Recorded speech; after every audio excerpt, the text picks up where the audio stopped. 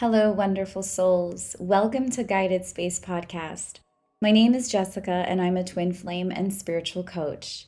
My mission is to create a space to guide you from within. Whether you're seeking guidance on navigating the intricate dance of relationships, uncovering your life's purpose, or simply desiring a deeper understanding of the world around you, this podcast is your compass. Join me in this sacred space as we embark on a journey that will challenge your perspectives while expanding your consciousness, growth, self-discovery, and transformation.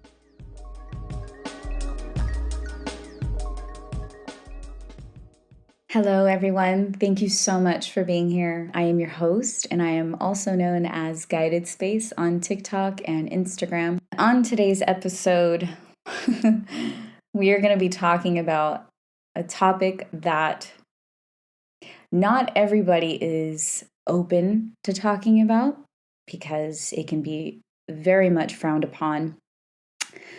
Today's topic is about meeting your twin flame while married. Now what? What do I do? This is going to be a tough pill to swallow because to people who are, for example, not on a twin flame journey, or if you're on a twin flame journey but you're not married, you will feel like this is cheating and morally wrong, but I'm going to clear things up here. My one-on-one sessions are always a non-judgment zone, especially when it comes to having a twin flame while married to someone. Because meeting your twin flame is totally unexpected and out of your control, am I right? Most of my clients will come in with guilt and shame. And I tell them right off the bat to throw those feelings right out the window. Because meeting your twin flame while married was actually part of your soul's plan. And you on a human level did not do this intentionally, okay? So please, whatever preconceived notions you have about twin flames who are married and to other people, please come in with an open mind when listening to this episode, because I'm going to be spitting some facts here. And I know that this may be a trigger for some of you, but this episode is going to hold a lot of truth, okay? And I know that if you are not spiritual and you're listening to this, which will be a little bit of a shocker if you're not spiritual, but if you're not spiritual and you're listening to this, this may not make sense to you. Because unfortunately, we've been conditioned by society to think a certain way. But hopefully, I can help you think a little outside of the box and a little bit outside of what society has told you, has taught you, and what you've been conditioned to think. Okay. I'm gonna basically talk about a lot. I know I said in my first episode that most of my episodes will probably be a little bit shorter, but I'm not going to lie, this episode's probably going to be a little bit longer. I'm going to go into depth about what happens when you meet your twin flame, when you're married, what to do about it, what kind of things we experience when this happens. So basically, I'm going to talk about why this happens, how this happens, what happens when you meet your twin flame while you're married. Because I would have to say at least 60% of my clients are actually married. At least 60%, and probably more. I haven't done the calculations, but I have had so many twin flames who are married to other people. Usually they're soulmates. And I know that it's difficult. I myself am married, and I'm talking about this because I know that opening up my journey is what helps people relate their own story to somebody, right? So I am going to be a little bit open about my journey, and I'm going to tell you about all the things that you can experience when you are married to a soulmate or a karmic when meeting your twin flame. All right, so first things first, I want to let you know that not all relationships are meant to last forever, even marriages. But guess what? That marriage is done on paper. Okay, it doesn't have the same meaning to your soul. Those marriage laws that we made up on earth in court do not apply to our souls in the higher dimensions. And I wish more people would understand that, but that's why I'm here, to help you understand. People that we meet on earth are essentially soul contracts. Anytime you meet somebody and you feel a sense of familiarity, it's probably because you've had a past life with that person. You were basically assigned certain certain contracts to fulfill when you come on earth. So when you meet your, a boyfriend or a girlfriend, somebody that you dated, and it becomes quite long, or you have kids with them, you marry them, and you have the big house and the white picket fence, and you build a home with them and you have kids. That's usually a soulmate that you've married. When it is a very peaceful and it's easy, it's civil, you're quite civil with them and you have a very easy relationship with them, that is a soulmate, okay? You were contracted to be with that soulmate. And most people will marry a soulmate before meeting their twin flame or before marrying their twin flame. This happens because it's just much easier that way. Okay, when you meet a twin flame, it is a lot more intense. So usually it's harder to marry a twin flame because people don't know how to navigate the twin flame journey because it's so intense, right? That's why there's that runner chaser dynamic. It can be so fiery, so intense, and this is why when the divine masculine runs, they run because they've never had a love this profound. They've never experienced this feeling of intensity, of a strong connection, of this intense sexual chemistry. We can have intense sexual chemistry with somebody, but there's nothing like the sexual chemistry you have with the twin flame. And this is why a lot of people think, oh, it's just an affair. It's just a sexual affair. That's all it is. Yeah, that's what it seems like at first. I'm not going to lie.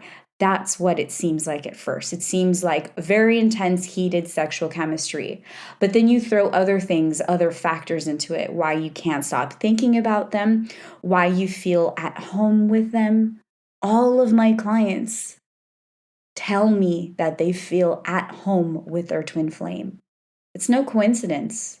Every single client of mine has expressed that. I'm like, well, so what did it feel like when you met them?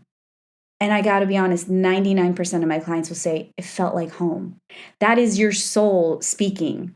Your soul is telling me it feels like home, because when you are with that person, like I said in my first podcast, your soul's higher self and your twin's higher self are already merged. They're already one in union, which is why when you meet your twin flame, you feel like you are one. You are home with that person. Okay. And that's why it feels so comfortable and easy. And we have what's called word vomit.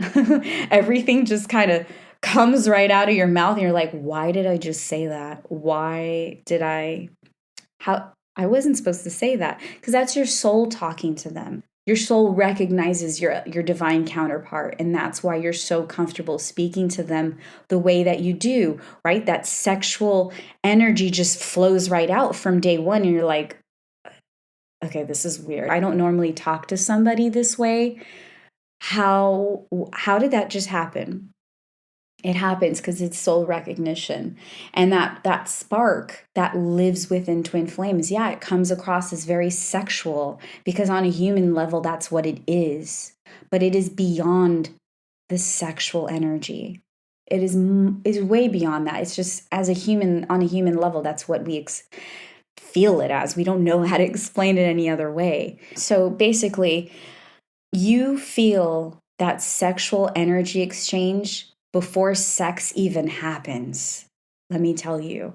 So this is why people who are married and meet their twin flame cannot explain why this is happening.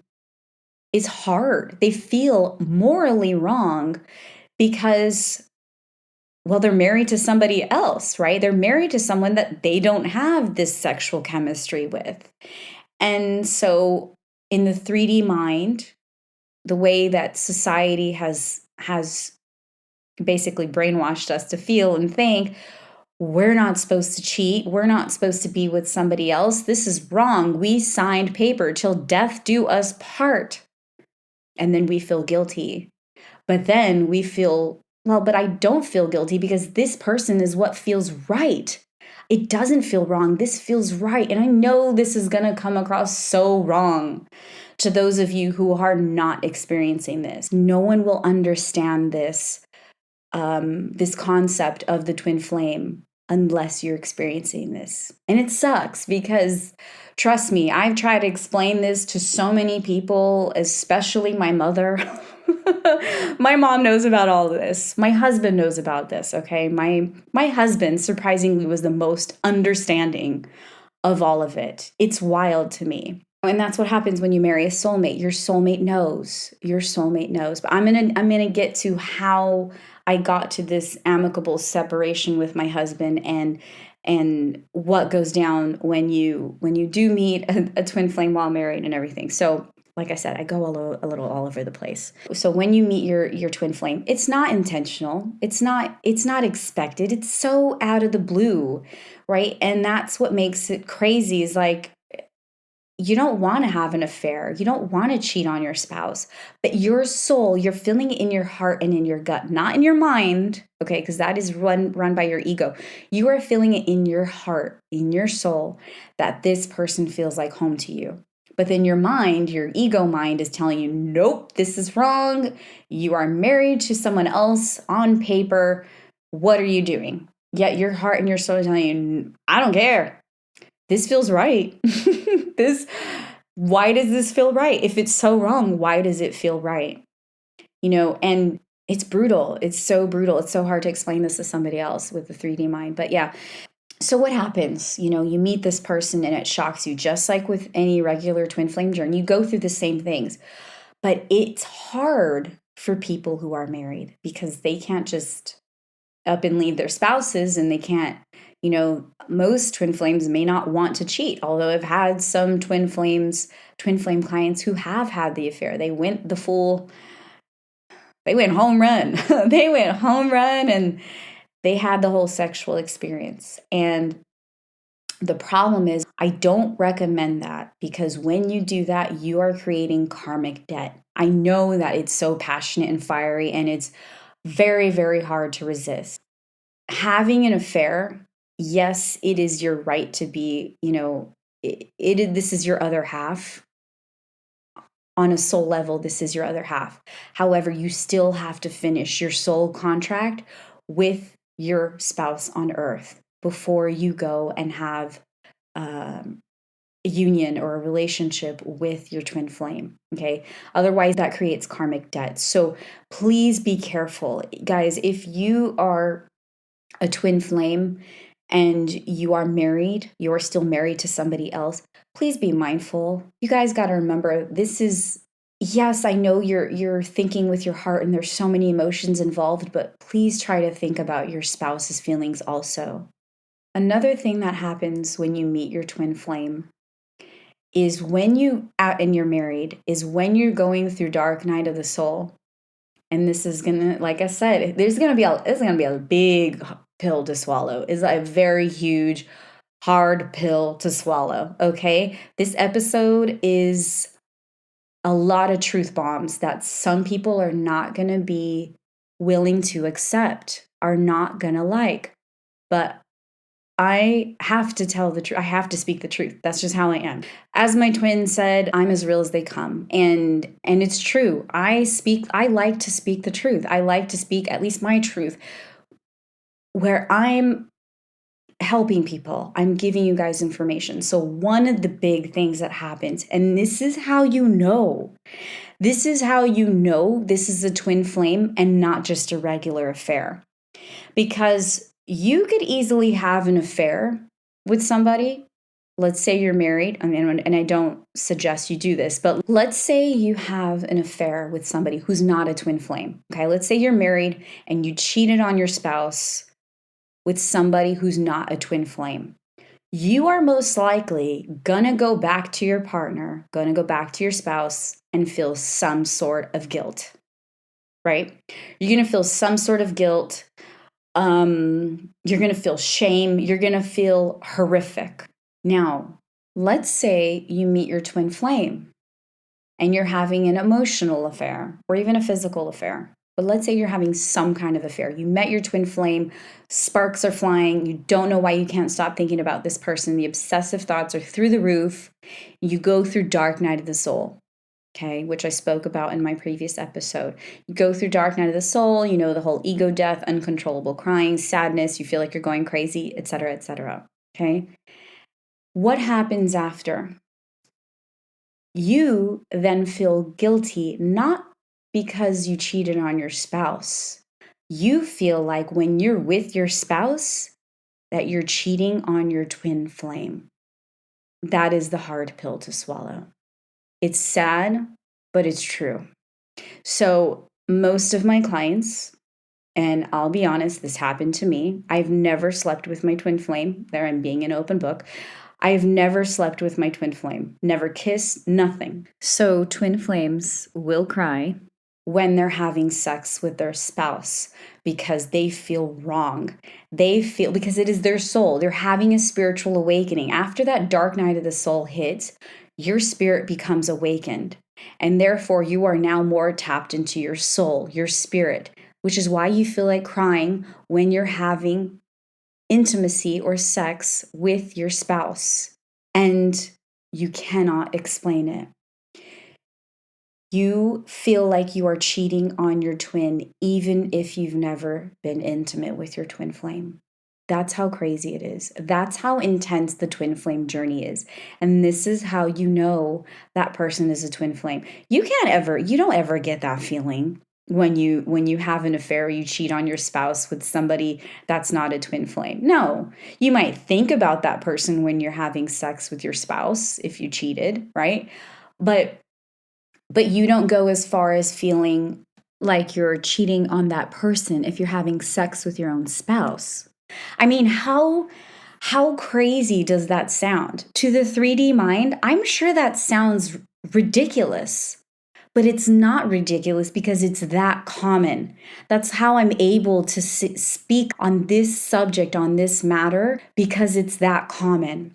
Do you know how many of my clients feel relieved when I ask them that? Did you feel like you were cheating on your twin when you had sex with them or when you had sex with your spouse? And they start crying. And they're like, yeah, how did you know? Why does that happen? Because it's your soul now recognizing your soul woke up to your twin flame and realizes that this spouse that you have on paper that you married, this soul contract that you have, has run its course. This soul contract, this soulmate or karmic, is not meant to last forever. And that hurts. I know. But I've made peace with it.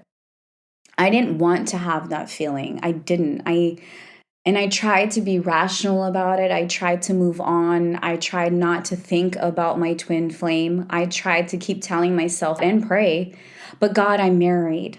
God, this doesn't make sense. I barely know this person. Why is this happening, God? This is wrong, God. I married my person. I married my husband for a reason, right? But the thing is, there's always a difference. Most of my clients will tell me, my soulmate is like a friend. My soulmate is like a friend, not a lover. Here's the thing. Most of my clients will say, but it's so easy. I feel so comfortable. It's safe. They're a good partner. They're a good parent. They're an amazing parent. Yeah. But are they good for you? Right? There's a lot of things that happen on when we marry a soulmate. We marry somebody that's good on paper, but we're not really marrying them because of how we genuinely feel, like that passion, that spark, that, we're marrying them because what society tells us to do. We're marrying them because, well, most of my clients, actually, I think every single one of my clients who married their person before meeting their twin flame, they always say, they married young. Usually they married young in their 20s, early to mid 20s.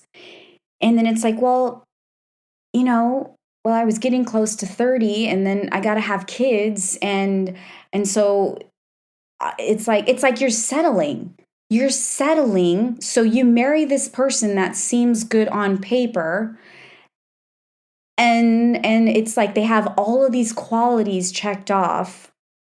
Like I remember one time I had a divine masculine client who told me they ran away from their divine feminine and then met their dream girl. He called it his dream girl. Oh, she's a soulmate. She's my dream girl. She had everything I wanted on paper, but she still wasn't my twin flame.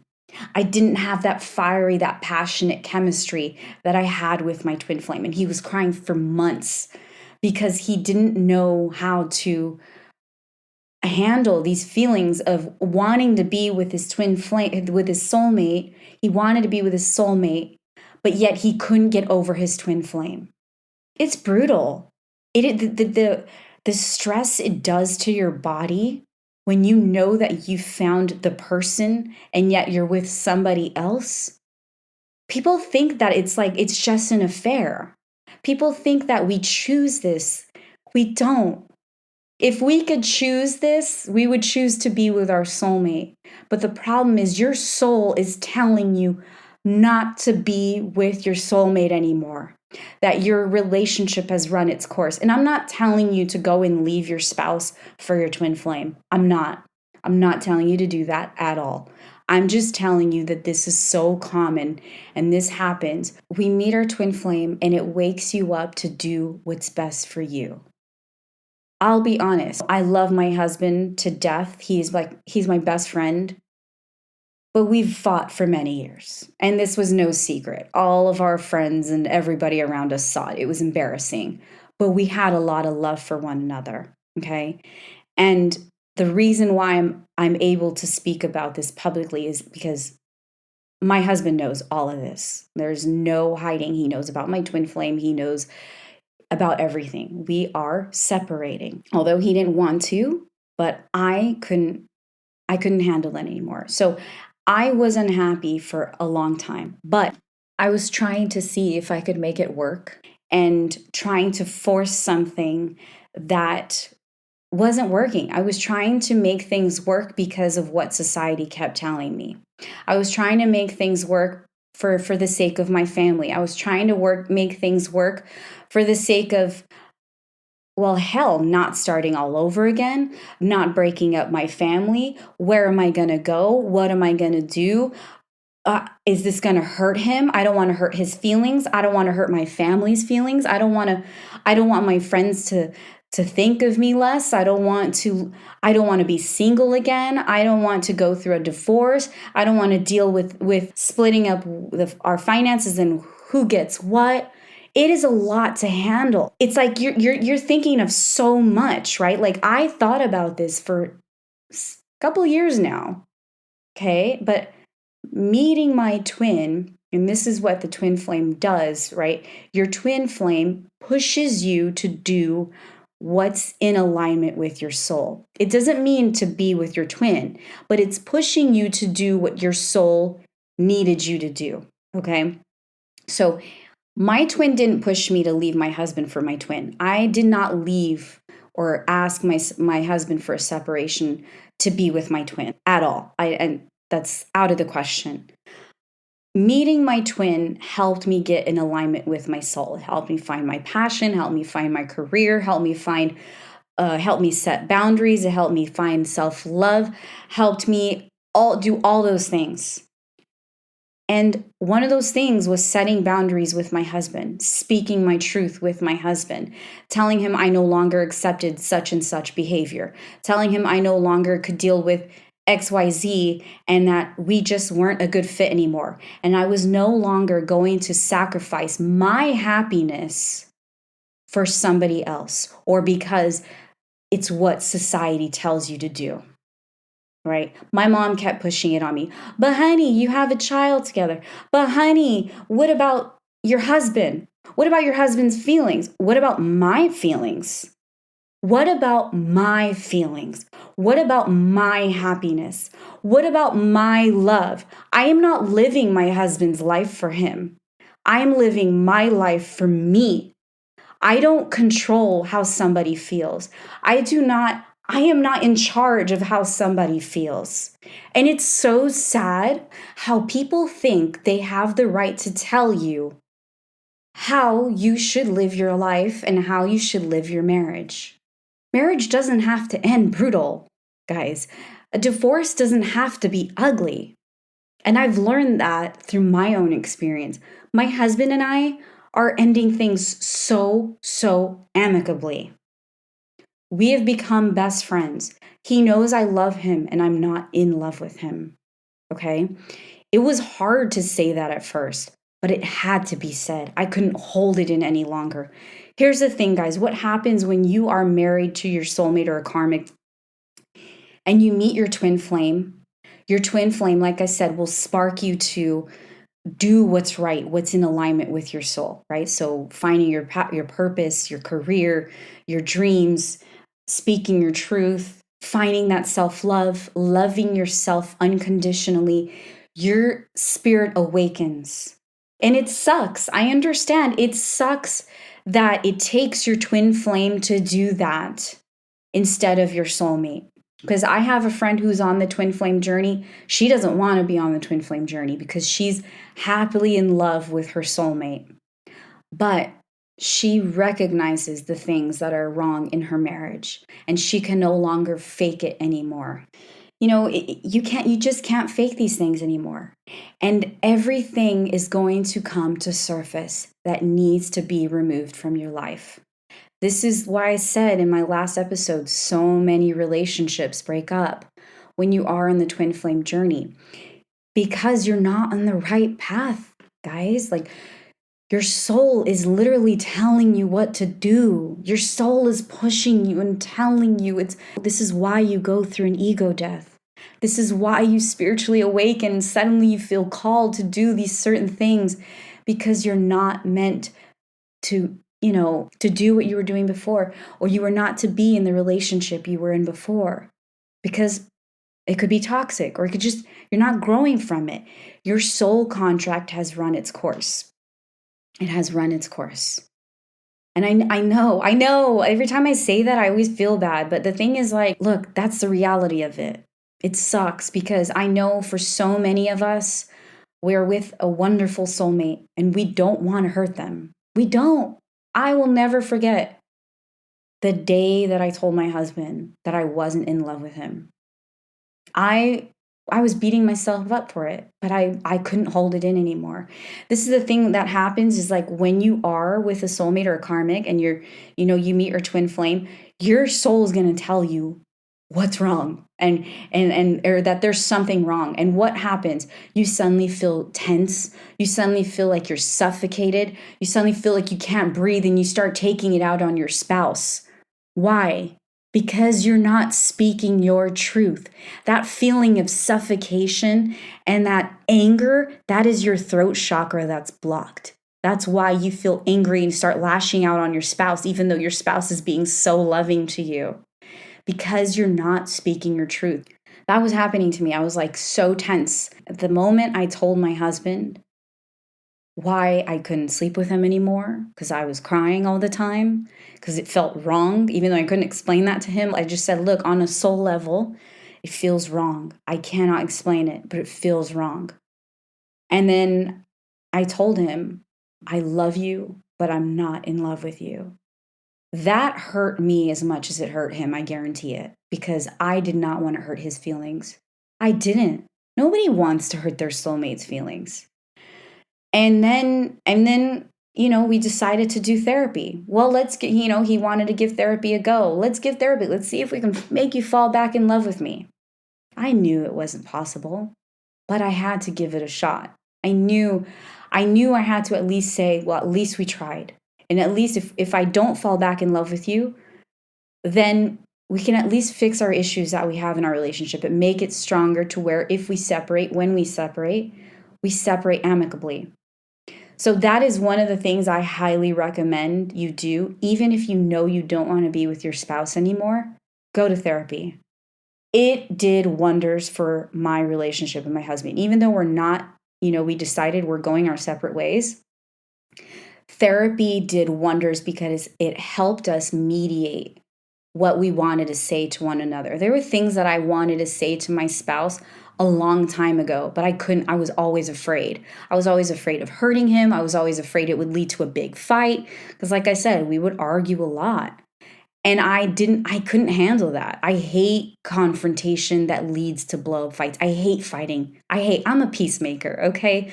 So if fights that can't be, disputes that can't be handled well by your partner, I go into freeze mode, okay? I literally go into freeze mode. So the fact that we had therapy and we had a mediator go, handle our discussions, like we were able to speak, I was able to speak comfortably in front of the therapist. And it did wonders. Oh my God, she helped us set boundaries with one another. She helped us communicate better with one another. How are we going to resolve our day-to-day life with our child? How are we going to, handle this in front of our child, right? It's become so beautiful. And it made me love my husband even more. I'm not in love with him, but it made me love him even more. Like I don't feel that tension with him anymore. We're able to discuss things so much more peacefully. It's beautiful. And that is how I feel all marriages. Like if you're going to go and divorce, which I'm not saying go and divorce and be amicable. No, but I just feel like divorces don't have to be ugly. For generations, not that many people divorced for that long. I know it was frowned upon for so long. But in the 90s, 80s, 90s, more and more people started divorcing, right? And it was always so ugly. It was so taboo. It was so like, oh my God, did you hear? So and so got divorced. Oh my God, how awful. It's like, why does it have to be awful? Two people can separate and still be friends. Two people can separate and still come to a good agreement. Like, I remember this one psychic told me, no, you guys are going to divorce, but it's going to be very amicable, very friendly, like Bruce Willis and Demi Moore. And sure enough, she was right. Why does it have to be ugly? Why can't you be friends like Bruce Willis and Demi Moore? Like they're friends and they travel together and do things together. Why not? Right? So here's the thing. This is what I recommend you do. If you are on this path, if you are married to your soulmate or a karmic and you've met your twin flame and you cannot stop thinking about your twin flame no matter how hard you try, no matter how much you ask God, because when you try, you actually get sick. And the more signs you get about your twin flame, what I recommend you do is talk to your spouse's higher self before leaving them. Talk to them and tell them, I love you. Imagine them, visualize them, go into meditation, visualize them and say, look, I love you. I'm just not in love with you. And I know this is hard, but I don't want you to think that all of this was for nothing.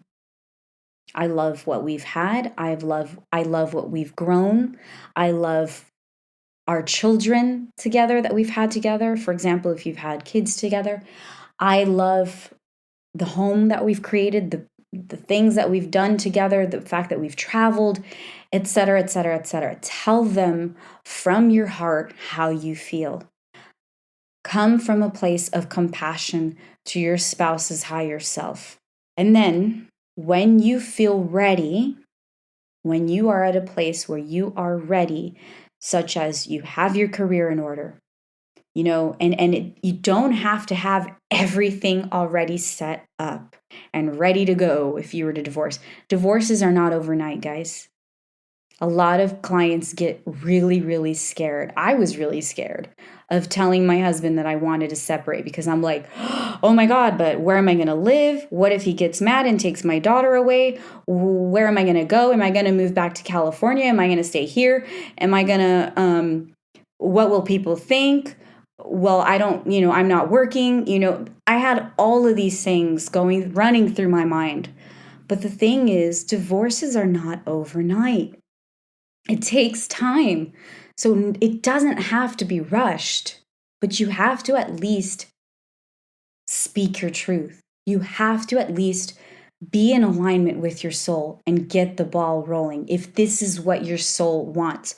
Because you may have a soulmate and you may have a twin flame and you may not want to be with your twin flame.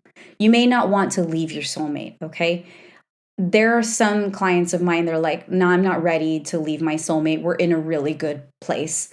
I'm still in love with him, so I'm going to stay. Okay. If that's the case, then you work on your marriage with your soulmate then. But you can't have your twin flame on the side because that's not fair to you or your spouse or your twin flame. You are creating karmic debt by doing that. Do not cheat, okay? And again, this is a non-judgment zone. I'm not saying it's wrong, okay? But I'm just saying it's gonna create karmic debt. You don't want to do that to one another. Be free from baggage before you add on extra baggage. You don't want that, okay?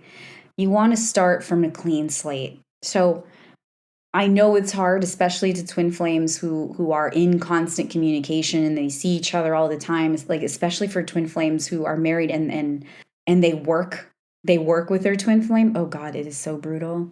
It is so brutal. I know. I mean, I don't know from experience, but I've had many clients who are in that situation. That's got to be really, really tough, but you have to set boundaries with one another. Otherwise, you're going to create a lot of pain for each other. And that can create resentment for you and your spouse, which you don't want, right? If you want to end things with your spouse, you want to end things amicably, right? So after speaking to their higher self, you'll know when the time is right. I knew when the time was right. And when you tell your spouse how you feel, I guarantee you're going to feel, even though you're not going to want to hurt them and it's going to hurt you to hurt them, you are going to feel like weight has been lifted off your shoulders because you have spoken your truth. And then after that, everything is going to start aligning for you in your life. I guarantee you. That is exactly what happened to me. I started speaking my truth more about everything. After I decided, after we were doing therapy, and after I decided, my husband asked me, so are we going to continue or not? I said no. I know it sucks. To people who know my husband and I know it sucks. But I had to do what was best for myself. Okay? It's not selfish. To anyone who thinks it's selfish, I dare you to get on this journey. I dare you to be with somebody that you are not in love with and sacrifice your own feelings for them. I dare you. And then come tell me if that's selfish. In fact, I think it's actually selfless. The fact that I was in hopes, I was sticking to my relationship in hopes that things would work out. I was sticking in my relationship thinking, you know what? All relationships go through these bumps. All relationships go through ups and downs. All relationships fight. Every couple fights. No. But look, I still love my husband. He knows exactly what's in my heart. I know what's in his heart, and that's all that matters. No one needs to tell you how to live your marriage. Nobody. They're not in your marriage. It's just you and your spouse and nobody else.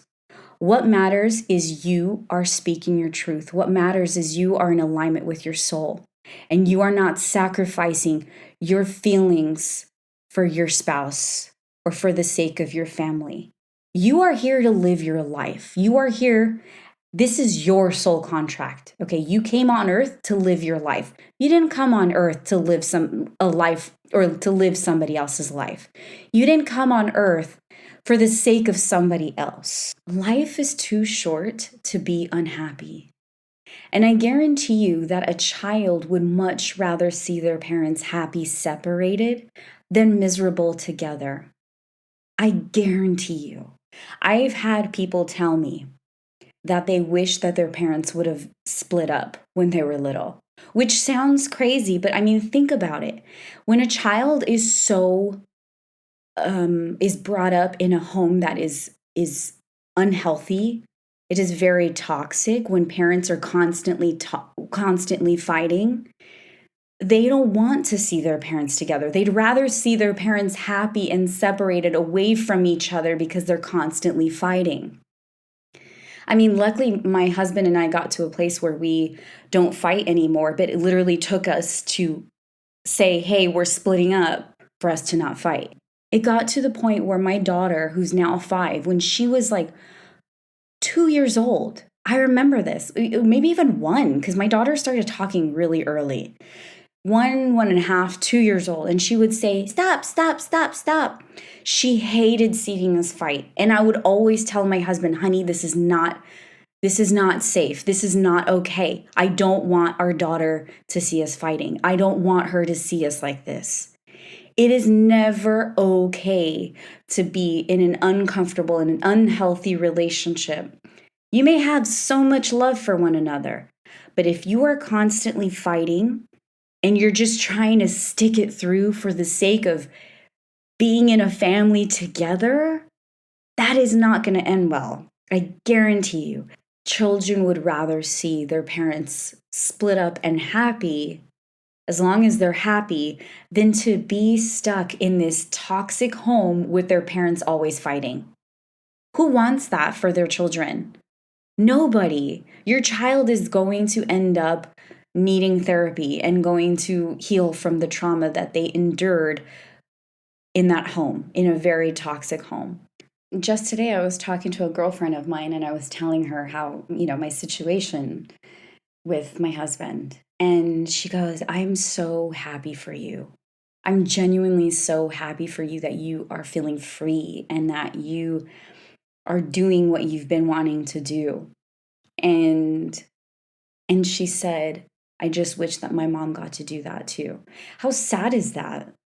Like your own child. See, this is why it's so funny how people say, "Oh, you got to you got to stay together for your family for the sake of your child." Why? When your child then wishes that their parents weren't together because they know. Children are not stupid. My child's always been so observant. And she picks up on adult conversations and she'll ask me questions about it. Children are not dumb. They pick up on the energy.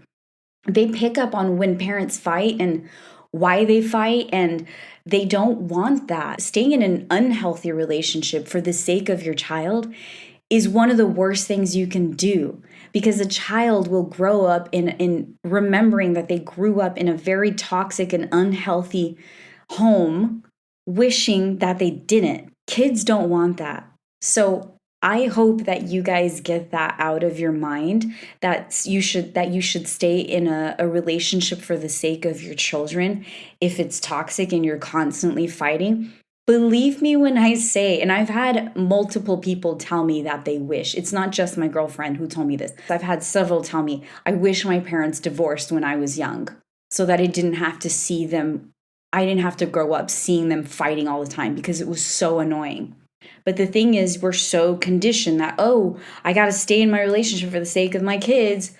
Please do not stay in an unhealthy and toxic relationship for the sake of your kids, because that is not doing any good for them. I can tell you that right now. You are only going to cause them more hurt, more pain, and more harm. Do not bring toxicity into your child's life. That is the worst thing you can do. If you are in a very toxic, unhealthy relationship where you're constantly fighting and there's just more bad than good, go seek therapy. If therapy doesn't work, then I think you know what you should do, because bringing that into your child's life is the worst thing you can do.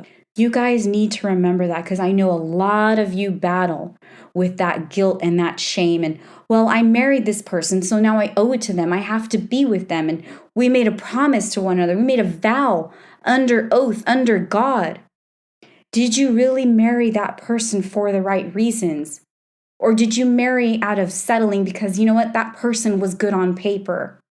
And this person I know will be a good partner and a good parent to my children someday. Because I guarantee you, 75% of people, that's why they marry somebody young. Because they're too afraid to start all over They're too afraid to start all over again. So what do? They marry somebody in their 20s, and that's why a lot of people in their 20s end up divorced in their 30s. It's true that your mind is not fully developed when you're in your 20s. And you change over time, which is why so many couples separate. After you're 30, you become so much more mature. You know exactly what you want and you need in your life. You haven't got a clue in your 20s. You don't. I'm sorry, and I'm not trying to bash people out there. Like I said, this is a non-judgment zone, but this happens to so many people. People who get married in their 20s just for the sake of, well, I'm coming up to 30 and I got to have kids before I'm 30 or 35. No, you don't. Stop settling because of age and what society tells you. Do you know how many women I know who are having kids in their 40s? My cousin was always told she couldn't have kids, that her and her husband couldn't have kids. And guess what? She unexpectedly got pregnant at 44 years old with a healthy baby girl. It's because it wasn't time yet. Guys, everything happens when it's meant to happen. Stop forcing life to happen. Stop forcing things to happen. Just stop. Stop forcing things to happen. Stop forcing relationships to happen. Stop forcing your twin flame to come back to you. Stop forcing a career that's not even meant for you. I know I'm going a little off topic, but my soul is telling me to say this. So, when you meet your twin flame while married, deal with your marriage first. I know how fiery it is.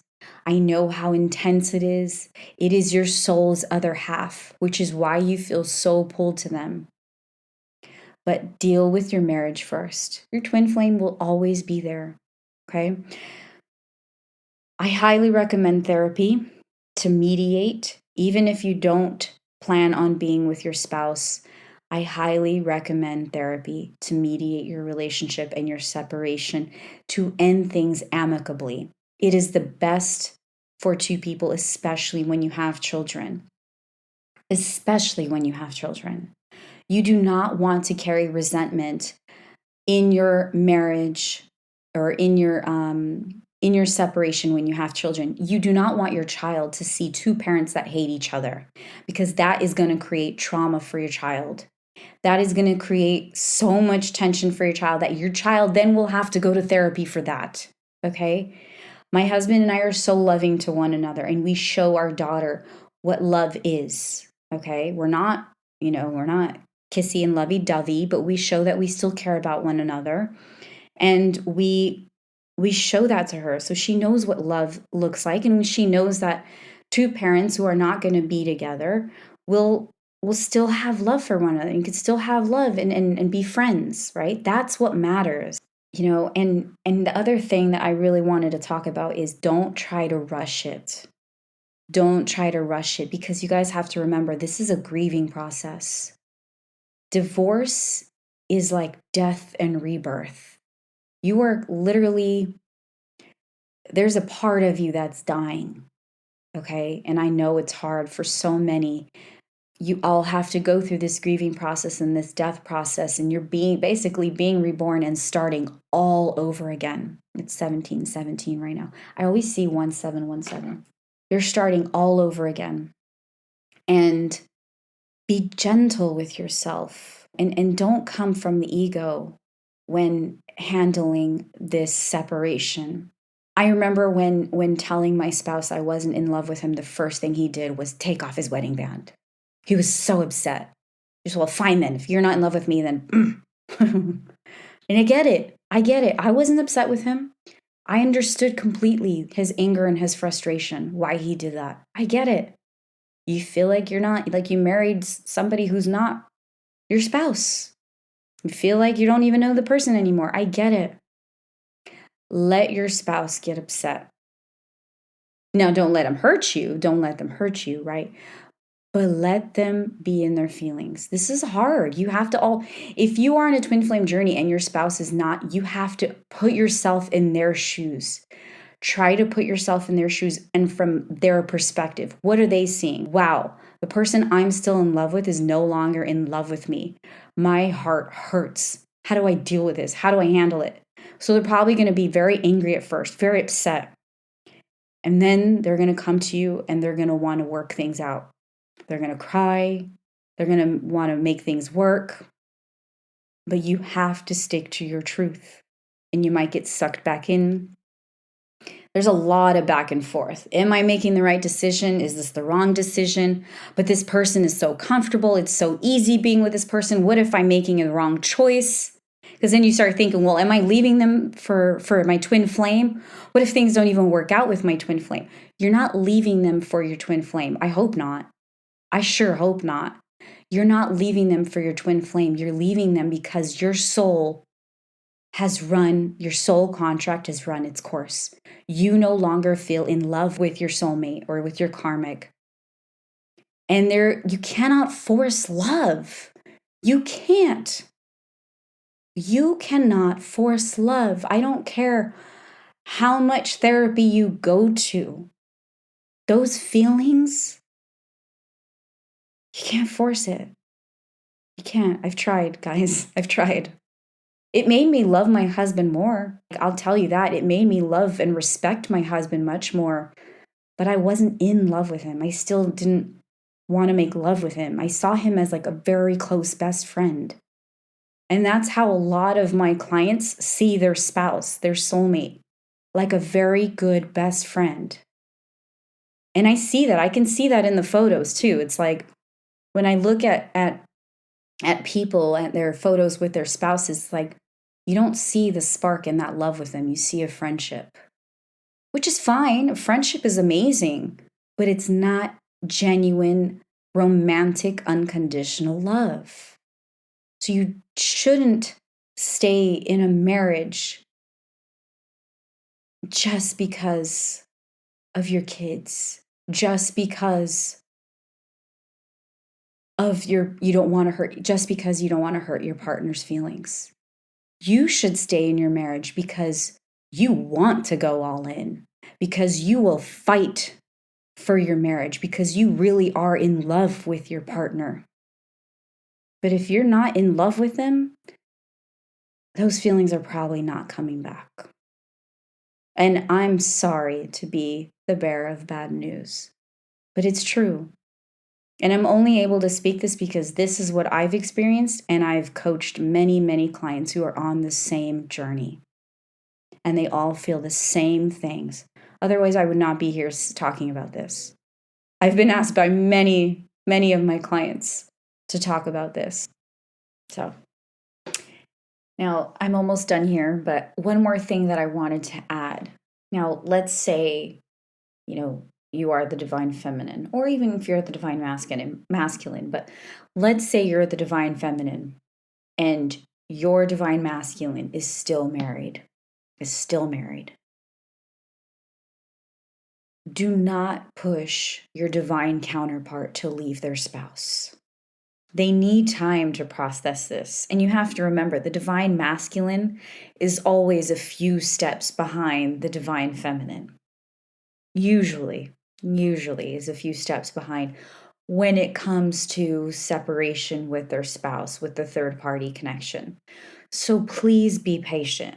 I have a lot of divine feminines that are constantly impatient. Like, well, what's taking them so long? Why aren't they leaving it? I've done the work. I'm healing, and I've already left my spouse, and I'm not seeing anybody else, and we both acknowledge this connection. Yeah, but they're the divine masculine. Their timelines are a little bit behind ours. You are leading the journey. So you have to remember you're leading it. They're a little bit behind you. Okay. So please, please, please be patient with your divine masculine or your divine counterpart. Don't push them. Just like you need time to process your separation or your divorce with your spouse, you have to understand that if they're still in this marriage or this relationship with their third party connection, their karmic or soulmate, they're going to need time to process it too. So, what I recommend you do, again, therapy with your spouse. Don't don't get involved with your twin flame until you are done with your spouse, because you don't want to create the karmic debt. Speak to your spouse's higher self. Speak to them with compassion and with love before you tell them how you really feel. Because your soulmate will know. Your soulmate will take that message with love. And honestly, I did that months ago. And I think that's why when I told my husband I wanted to leave, and when I told him about my twin flame, which, I mean, he surprisingly took that so well, because he knows that I love him, but he knows that he cannot control the fact that I'm not in love with him. Speaking to your spouse's higher self, I feel, is huge. And meditate on it. Meditate, really go deep. Go deep, meditate, and talk to their higher self. Tell them how you really, really feel with compassion, and ask that they receive that message well in their subconscious mind, right? They need to be kind of ready for it. So when you do talk to your soulmate, they'll most likely be very understanding. A lot of my clients who are married to soulmates are actually very, very understanding of this dynamic. It's quite interesting. It's actually what pushed me to tell my husband, because a lot of my clients were telling me, "Oh yeah, I told them," and they were rooting for me and my twin flame. I'm like, "What?" That's awesome. Okay. Since I coach on twin flames, my husband was kind of like, "Well, who's your twin flame?" And I didn't want to tell him yet, 'cause at the beginning it's too soon. That's the thing, is your soul will know. Your soul will know when the time is right. And the day that I told him about my twin flame, I kept hearing over and over and over in my head, "You need to tell him today about your twin. Today's the day. You need to tell him." It was literally 2 days after I officially decided that we were separating. And suddenly I kept hearing messages from my guides. "Today's the day. You need to tell him about your twin. You need to tell him about your twin." So I had no preparation whatsoever on how I was going to tell him about my twin flame. It literally just came out. And I said, "So, you know how you asked me about my twin flame, if I have one, because I coach on twin flames? And I said that you're my soulmate." He's like, "Yeah." I'm like, "I have a twin flame." "Okay, who is he? When did you meet him? Where did you meet him? Did you cheat on me?" These were the questions that he asked. And luckily, I passed the test. And he's like, "Okay, but you still love me. So that's okay. I understand. I understand that these things are out of our control." And I was just like, "Oh, what?" And then that just made me cry, because he was so understanding of it all. And I was so happy.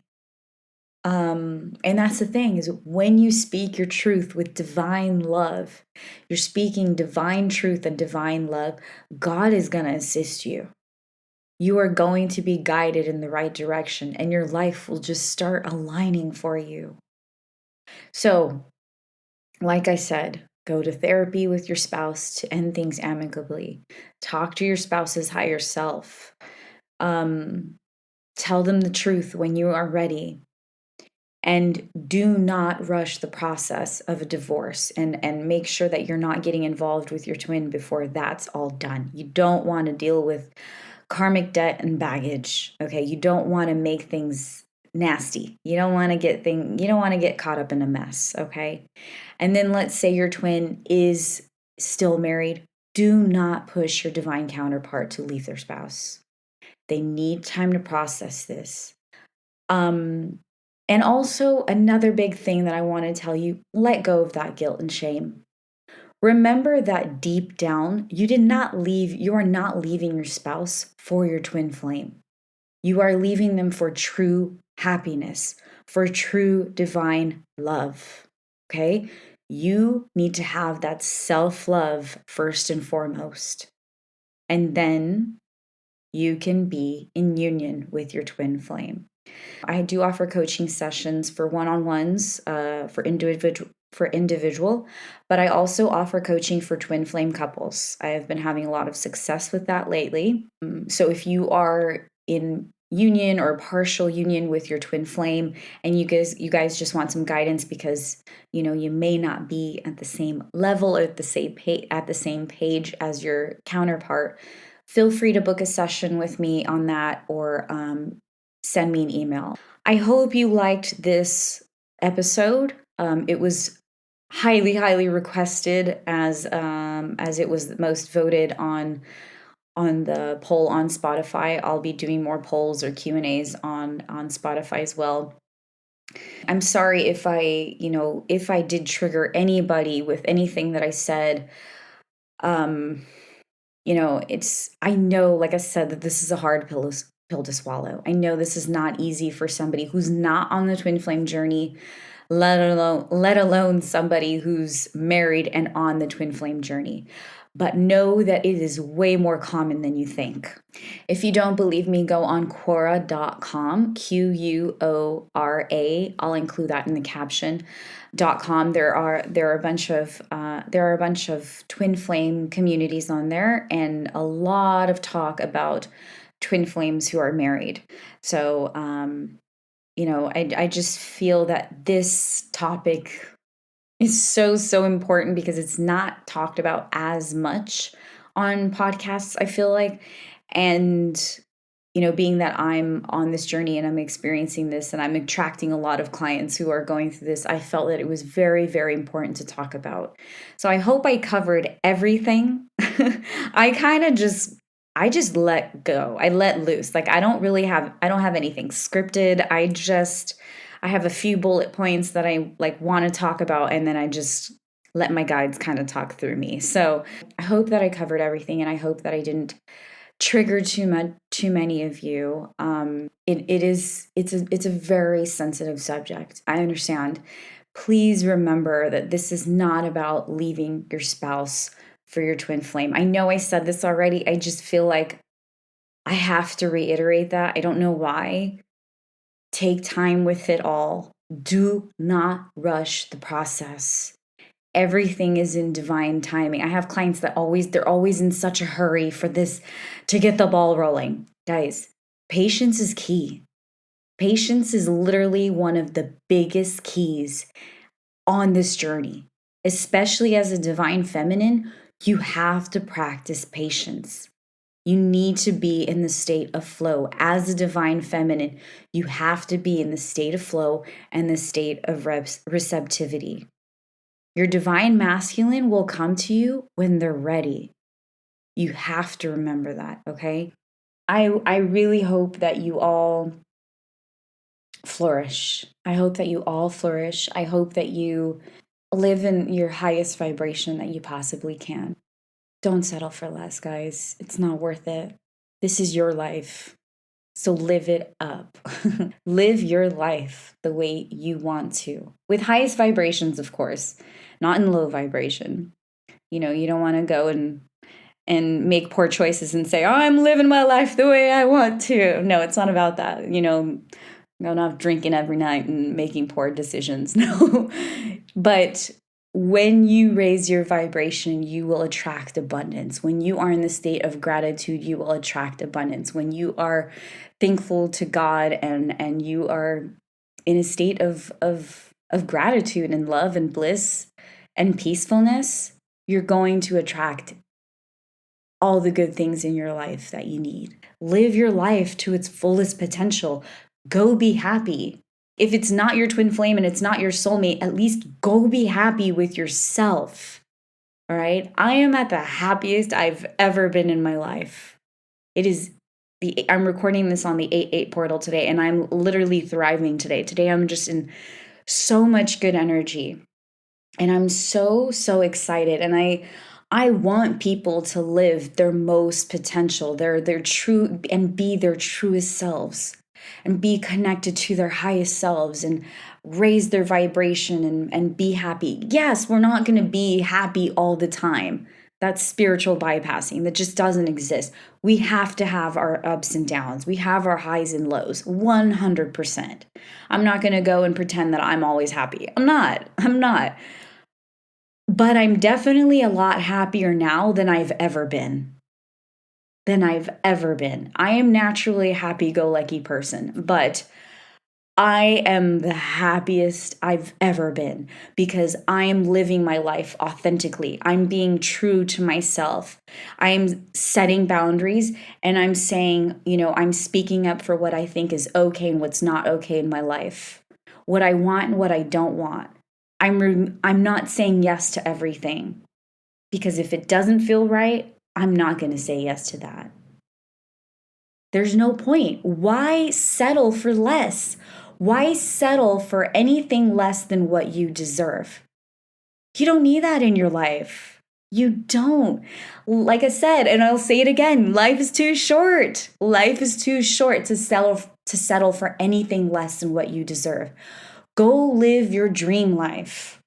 Go be the best version of yourself. And when you do that, when you are in alignment with yourself, that's when you can go and manifest everything that you want in your life, all those amazing things, the dream career, your dream home, your dream car, the relationships that you want in your life with the amazing friends that you should be attracting in your life, your amazing partner, your true divine partner in your life.